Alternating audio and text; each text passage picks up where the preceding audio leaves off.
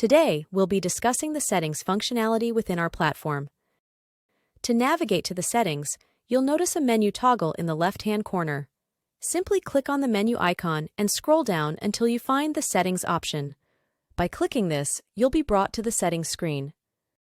Firstly, we have the Admin settings. Within the Admin settings, there's an option to add a contact phone number. Here, you'll want to input your contact number, which will be displayed to users and providers, allowing them to reach out to you. Proceed by entering your company's contact email address, which users and providers can use for email inquiries. Next, there's the question: do you want to show the coming status? If disabled, users won't have visibility of this status. If enabled, users can view the coming status and receive updates accordingly. Moving on, there's an option regarding whether you want to show the provider's arrive status or not. If it's off, users will not have that ability. Conversely, if this is turned on, users will be able to see the arrive status. Following that, you can decide whether to allow users to schedule services. If disabled, users will not be able to request such scheduled services. If this is enabled, users will have the option to schedule services at their convenience. Furthermore, users have the capability to create schedules, and here you can set the increments of time. By clicking on it, you can choose intervals such as 15 minutes, 30 minutes, 60 minutes, and so on. For example, we'll select 30 minutes for this demonstration. This means that if a user schedules a service here, they can request it to start 30 minutes from the current time. Additionally, there's an option to select the duration of the scheduled service. By clicking here, a list of slot times appears, such as 15, 30, 60, and 120 minutes. Selecting a 30-minute option allows users to schedule a 30-minute service slot. Following this, there's an option to set the verification card number length, which can vary between 4 to 8 digits. For now, we've set it to 4 digits. Subsequently, there's a rounding option for pricing. Admin can round up the price to 1, 2, or 4 digits. Currently, we have chosen to round up to 1 digit. Moving on to user settings, there's an option for mandatory phone verification for users. If this is enabled, phone verification is required for the user.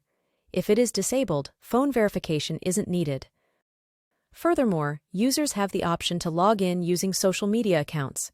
If this feature is enabled, users can log in with platforms like Facebook or Gmail. If it is turned off, social media login is not possible. There is also an option for users to log in via a verification code. If this is active, users can log in with a verification code. If it is inactive, logging in with a verification code is not permitted. Then, we proceed to the next option.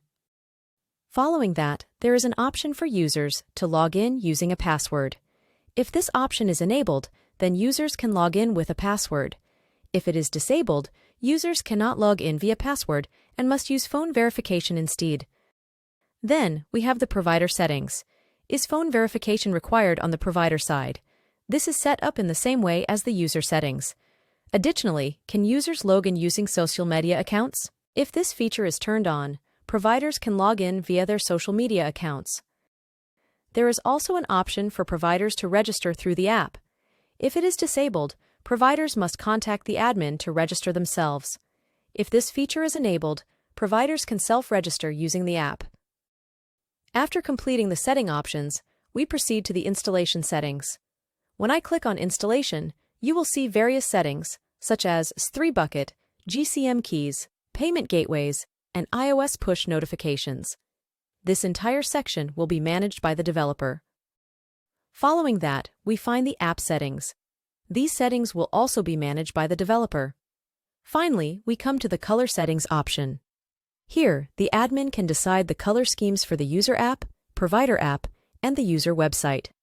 Under the user app section, there are various options available, such as theme color, text tint color, text dark color, text light color, and many others. Administrators can decide on the color according to their needs. After that, in the settings, there is an option for language. Administrators can add as many languages as they desire.